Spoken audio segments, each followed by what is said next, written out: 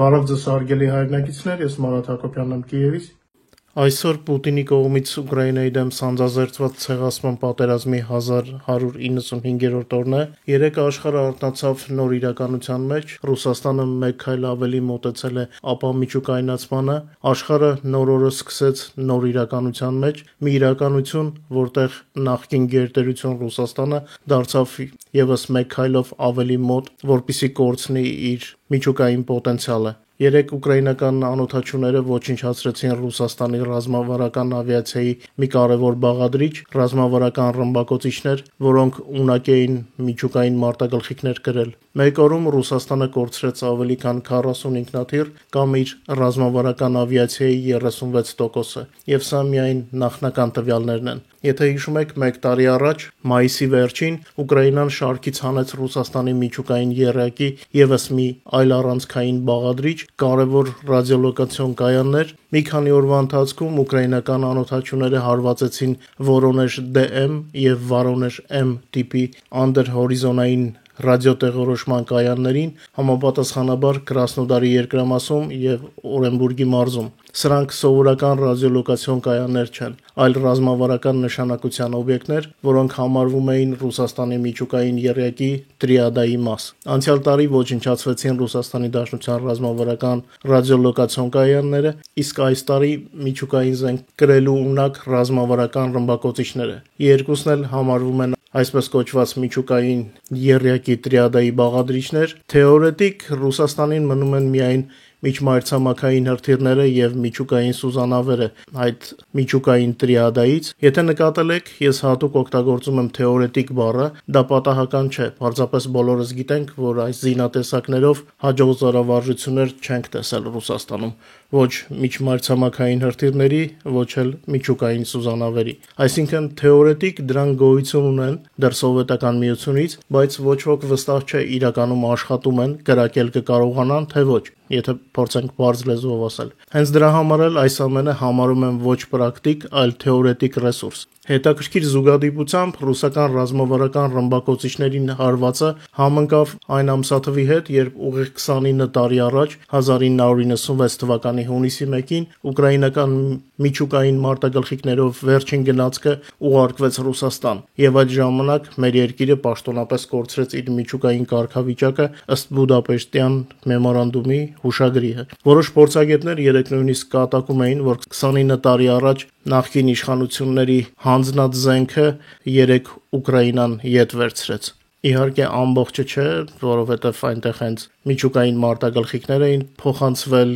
եւ մի շարք այլ կարևոր զինատեսակներ, բայց ռազմավարական ռմբակոծիչները շատ սիմվոլիկ էին, որովհետև հենց դրանցով Ռուսաստանը հարվածում էր ուկրաինական խաղաղ քաղաքներին։ Սենատոր Գրեհեմը արձագանքել է SBU-ի Սարդոստայն գործողությանը եւ նշել է պատերազմի ավարտի բանալին Ուկրաինայում։ Ամերիկացի հանրապետական սենատոր Լինսի Գրեհեմը հիացած է Ուկրաինայի Սարդոստայն գործողության տակտիկայով, որի շրջանակում FPV անօդաչու թռչող սարքերով ոչնչացվել է ռուսական ռազմավարական ավիացիան իր բազաներում։ Գրեհեմը նշել է, որ այդ ռազմական տեխնիկան օգտագործվում է Ռուսաստանի կողմից Ուկրաինայի խաղաղ բնակիչներին սպանելու համար։ Նա կոչ է արել միջազգային հանրությանը վճռականորեն արձագանքել Ռուսաստանի ագրեսիային, պատասխանատվության ենթարկելով Չինաստանին եւ մյուս երկրներին, որոնք շարունակում են գնել էժան ռուսական նավթ, դրանով սնուցելով Կրեմլի ռազմական մեքենան։ Սենատորի խոսքով Չինաստանն է գլխավոր բանալին Ուկրաինայի դեմ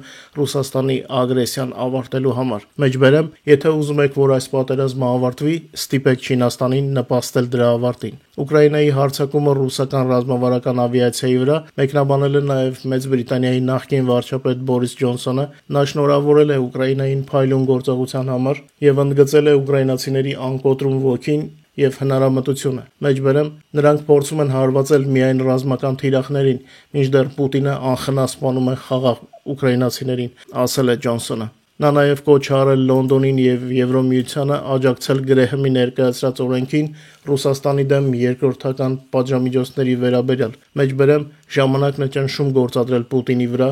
եւ ավարտել այս պատերազմը, ավելացրել է Ջոնսոնը։ Ավելի մանրամասն պատերազմական իրավիճակի մասին, ինչպես գիտեք, հենց հունիսի 1-ից սկսել ենք մեր եթերները նոր ալիքում։ Հիշեցնեմ նրանց համար, ովքեր նախընտրում են առավել մանրամասն տեղեկանալ ռազմական իրադարձություններին, կարող եք անցնել այս եթերի նկարագրության մեջ գտնվող հղումով դեպի մեր երկրորդ ալիքը Ակոպյան լայվը, որտեղ ամեն օր հեռարձակում ենք թարմ լուրեր ռազմաճակատից։ Ասեմ նաև, որ երկու ալիքներն էլ աշխատում են զուգահեռ, հուսով եմ մեր նոր ձևաչափը ձեզ դուր է գալիս, իսկ հիշեցնեմ նաև, որ ամենատպավորիչ լուսանկարներն ու տեսանյութերը կարող եք վայելել մեր տելեգրամյան ալիքում։ Աշխարհի առաջատար լրատվամիջոցները էպիտետներ չեն խնայում նկարագրելու երեկվա SBU-ի իրականացրած գործողությունը Ռուսաստանի տարածքում։ Ուկրաինան շոկի մեջ գցեց արևմուտքին սարդոստային գործողությամբ, գրում է Washington Post-ը։ Ուկրաինան իրականացրել է աննախադեպ հարված Ռուսաստանի 5 ավիաբազաներին, ոչնչացնելով տասնյակ միլիարդ ռուբլու ռազմական տեխնիկա։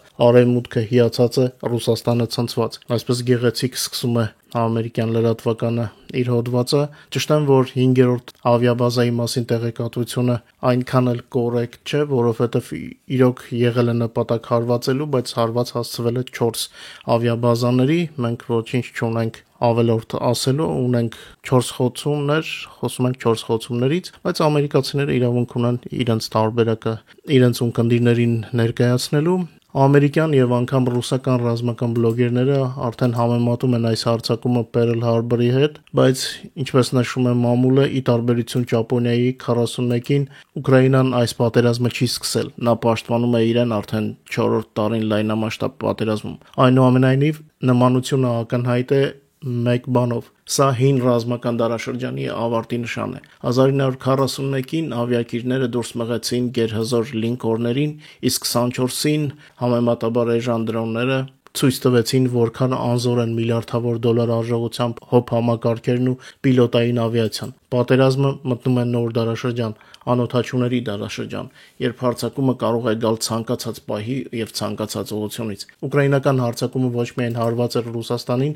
այն պայթեցրեց անվտանգության պատրանքը, որով շրջապատված էին աշխարհի բոլոր ռազմական բազաները։ Եթե Ուկրաինան կարողացավ ճեղքել եւ անցնել ռուսական սահմանները, նշանակում է Չինաստանն էլ կարող է նույնը անել Ամերիկայի բազաների հետ, իսկ Հյուսիսային Կորեան հարավայինի, նշում է Washington Post-ը։ Ըստ մամուլի, սա պետք է գիշերազրկի աշխարհի բոլոր գեներալներին։ Այժմ մի քանի տասնյակ հազար դոլար արժողությամբ դրոնով հնարավոր է ոչնչացնել 100 միլիոն արժողությամբ ինքնաթիռ։ Տեխնոլոգիական ասիմետրիան հասել է գագաթնակետին։ Աշխարհը մտնում է դարաշրջան, որտեղ էժան դրոնները հաղթում են թանկարժեք մեքենաներին։ Այժմ աշխարհի բանակները ստիպված են վերանայել իրենց առաջնահերթությունները։ Նախկինում ամեն ինչ հիմնված էր պիլոտային ավիացիայի եւ պաշտպանական անգարների վրա, հիմա այդ ամենը թվում է հնացած, ինչպես ձիավոր զորքերը 30-ականներին։ Որպեսզի գոյատևեն, բանակները պետք է շտաբ ներդրումներ կատարեն դրոնների դեմ պայքարի համակարգերի մեջ, հակառակ դեպքում յուրաքանչյուր հաջորդ պատերազմ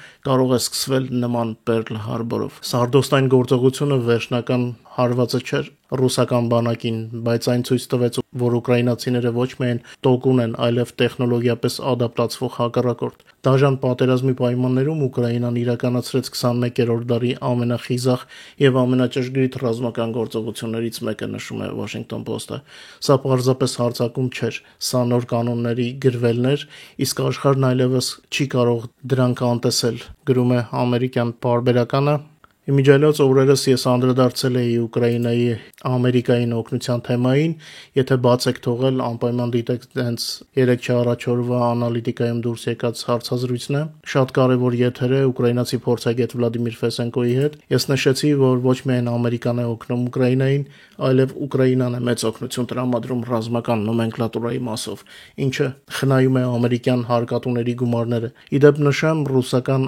այն ողբը, թե ուկրաինական օպերացիան տերորիզմ էր, ոչ մի քննադատության չի դիմանում, որովհետև եթե երեք ուկրաինական գործողությունը չլիներ, ռուսները այսօր մեզ հարվածելու էին նույն ինքնաթիռներով։ Այսպիսով ահաբեկիչը Ռուսաստանն է, որը թիրախավորում է խաղաղ ուկրաինացիներին, իսկ ռուսական տեխնիկան, որտեղ էլ որ այն լինի, Ուկրաինայի համար օրինական թիրախ է։ Եվս մեկ կարևոր թեմա ցանկանում եմ արտահայտել իմ խորին գոհունակությունը Սյունիքում ֆրանսիական հյուպատոսության բացման փաստի կապակցությամբ, թեև այս պահին այն պատվո հյուպատոսություն է, սակայն քայլ առ քայլ մեր երկիրը մոտենալու է մեր դարավոր բնական եւ փորձված դաշնակիցներին, լինի դա այսօրվա իշխանությունների օրոք թե հաջորդի։ Հրավիրյալների դեմքերին նայելով ամենաշատ ուրախությունը նկատեցի ֆրանսիական կողմի մոտ։ Կարող եմ կռահել որոշ հայ պաշտոնյաների եւ քաղաքական գործիչների մտահոգության պատճառները, սակայն այսօր բոլորս պետք է գիտակցենք, ինչպես աշխարհում, այնպես էլ Հայաստանում տեղի են ունենում պատմական փոփոխություններ, եւ հանուն հայ ժողովրդի բարեկեցության եւ ապահովության շատ պաշտոնյաներ եւ քաղաքական գործիչներ ստիպված են լինելու դուրս գալ իրենց հարմարավետության գոտուց, կոմֆորտ զոնայից, որի պատրանքը ստեղծել է կեղծ բարեկամի տեսքով հանդես եկող թշնամական Ռուսաստանը։ Կոչ կանեմ Հայաստանի պաշտոնյաներին եւ քաղաքական գործիչներին՝ մի վախեցեք։ Ձեր վախը կարող է թանկ արժանալ հայ ժողովրդին, ինչպես Արցախյան պատերազմների օրերին մեր հերոս զինվորները իրենց կյանքով էին հասնում հաղթանակի։ Այսօր այդ առաքելությունը հասել է քաղաքական գործիչներին, թեև քաղաքական գործիչների դեպքում ռիսկերը կապված են կարիերայի հետ, այլ ոչ թե կյանքի հետ։ Իսկ մենք տեսել ենք, թե ինչպես են մեր ընկերները կյանքը կորցրել Արցախի համար պայքարում։ Հայ հերոսների հիշատակի ազատ ու անկախ Հայաստանի ապագայի համար համարձակ պետք է քայլել դեպի մեր իսկական անկեղծ դաշնակիցները։ Նայեք Ուկրաինային։ Եթե քաղաքական գործիչները իրենց ժամանակին ավելի վճռական լինեին, այսօր Ռուսաստանը չէր համարձակվի հարձակվել մեզ վրա, բայց նույնիսկ արյունալի պատերազմի պայմաններում ուկրաինացիները պայքարում են բոլոր ճակատներում իրենց ազատ ապագայի համար, եւ մենք հայերս արդեն ցույց ենք տվել, որ մենք էլ կարող ենք դա անել։ Օրինակ 30-ից 32 տարի առաջ մենք ամբողջ աշխարհին հենց հայերն էին զարմացնում։ Հայ ժողովուրդը իր պատմության ընթացքում շատերի համար եղել է օրինակ, եւ եթե որոշ պաշտոնյաներ կամ քաղաքական գործիչներ դա մոռացել են, ապա հայ ժողովուրդը դա չի մոռացել, ես վստահ եմ։ Կարճ անդրադառնանք Ստամբուլին, Ուկրաինան եւ Ռուսաստանը այսօր հունիսի 2-ին անցկացրել են բանակցությունների երկրորդ փուլը, կողմերը մասնավորապես քննարկել են գերիների նոր փոխանակման հնարավորությունները։ Բանակցություններից հետո այս մասին հայտարարեց Ուկրաինայի պաշտպանության նախարար եւ ուկրաինական պատվիրակության ղեկավար Ռուստեմ Ումերովը, մեջբերեմ մենք պայմանավորվեցինք փոխանակումների մասին, մանրամասները շուտով կհայտնենք։ Հիմա կենտրոնանում ենք ծանր վիրավորների եւ հիվանդների վրա։ Հատուկ ուշադրություն ենք դարձնում երիտասարդությանը, ինչպես նաեւ զոհվածների մարմինների փոխանակմանը։ Մանրամասները կտեղեկացնենք ավելի ուշ, ընդգծեց նախարարը։ Բացի այդ քննարկումից մեկ այլ կետ կար հանդիպման ընթացքում Ուկրաինայի նախագահ Վլադիմիր Զելենսկու եւ Ռուսաստանի բռնապետ Վլադիմիր Պուտինի հնարավոր հանդիպումը եւ միգուցե Թրամփի հետ եռակողմ հանդիպումը։ Հիշեցնենք, որ բանակցությունների առաջին փուլում Ուկրաինան եւ Ռուսաստանը պայմանավորվել էին 1000-ի դիմաց գերիների փոխանակման մասին։ Փոխանակումը տեղի ունեցավ մայիսի 23-ից 25-ը 3 օրվա ընթացքում։ Ինտրիգային մանրամասն հաղորդում են լրատվամիջոցները, ռուսական կողմը Ուկրաինային փոխանցել է իր մեմորանդումը, բայց փաստաթուղթը փոխանցվել է Թուրքիայի միջոցով։ Մանրամասները կտեղեկացնենք մեր Telegram ալիքում, այս պահին այսքանն է։ Ուկրաինան իր պայմանները ավելի վաղ էր հրապարակել, վստահ եմ մեր լսարանը տեղեկ է դրա մասին։ Մեր կողմից մենք խոսում ենք անվերապահ հրադադարի մասին։ Բացի դրանից Ստամբուլում տեղի ունեցած բանակցությունների ժամանակ Ուկրաինան ռուսական պատվիրակությանը փոխանցել է ցուցակ այն երեխաների, որոնք պետք է վերադարձվեն Ուկրաինային։ Այդ մասին հայտարարել է Ուկրաինայի նախագահի աշխատակազմի ղեկավար Անդրեյ Երմակը։ Ըստ նրա խոսքը հարյուրավոր երեխաների մասին է, որոնց Ռուսաստանը ապօրինի տեղահանել է եւ պահում է ժամանակավորապես օկուպացված տարածքներում։ Երմակը հիշեցրեց, որ դեռ Ջիդայում Ամերիկայի հետ բանակցությունների ժամանակ Ուկրաինան պատրաստ էր 30-օրյա հրադադարի եւ դրանից հետո ոչինչ չի փոխվել։ Մեջբերեմ ուկրաինացի երեխաների վերադարձը արդար եւ երկարատև խաղաղության անբաժան մաս է։ Սա վստահության հիմքն է։ Առաջին քննությունը բարձելու արդյոք մյուս կողմը իսկապես ցանկանում է խաղաղություն։ Հիմա գնդակը Ռուսաստանի դաշտում է։ Իրական անկեղծությունը խոսքերով չի չափվում, այլ գործերով։ Ժամանակն է դա ապացուցելու, ասել է Երմակը։ Ճիշտ ասած, ես չեմ կարծում, որ Պուտինը շուտով կհամաձայնի հանդիպել Զելենսկու եւ Թրամփի հետ։ Նա ուզում էր ուժեղ երևալ եւ այդ դեպքում հնարավոր էր հանդիպում, բայց ինչպես ասում են, այժմ նա ձիուց ընկած է եւ ընկածը չի կարող ներկայանալ հասարակությանը, նա խայտարակվել է։ Իդեպ այն լեգենդները, որ ռուսները պատմում են երեկվա հարվածի մասին, ցույց են տալիս Կրեմլի քարոզչության խառնաշփոթը։ Ինչ էլ որ ասեն, գործողությունը պլանավորվել եւ իրականացվել է ուկրաինական կողմից,